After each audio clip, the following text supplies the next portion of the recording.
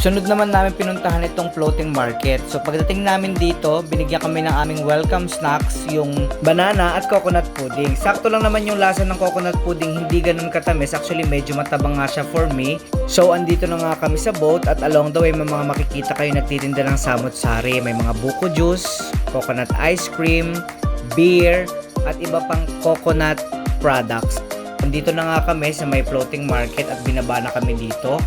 So sabi nila, i-try daw namin itong Thai milk tea nila dito. So kumuha kami ng green tea at saka yung isa nila yung Thai milk tea. Yung orange yung Thai milk tea at saka yung isang green ay green tea. Bali may kasama yan condensed milk at saka hinalo-halo at inilagay na nga sa maraming yelo.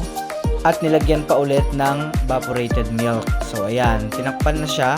So tinikman ko yung Thai milk tea na orange. Lasa siyang oolong tea na may gata at ito namang green tea ay jasmine tea na may milk. Ito namang fresh buko juice nila, grabe, sobrang tamis. Para siyang may asukal sa tamis. Makikita mo naman itong bubuksan sa harapan mo kaya siguradong walang daya. So lakad-lakad muna ulit, tingin-tingin tayo ng mga souvenirs. Kaya lang dito sa may floating market medyo mahal yung mga bilihin nila dito. Pero kanina bumili ako ng isang keychain para at least tulong mo na lang sa kanila. So sa along the way nakakita ako nitong coconut pancake. Dahil na-curious ako, titikman natin siya. Medyo mainit pa siya kasi bagong luto. Masarap siya at creamy, sakto lang yung lasa. Next video ulit. Bye-bye!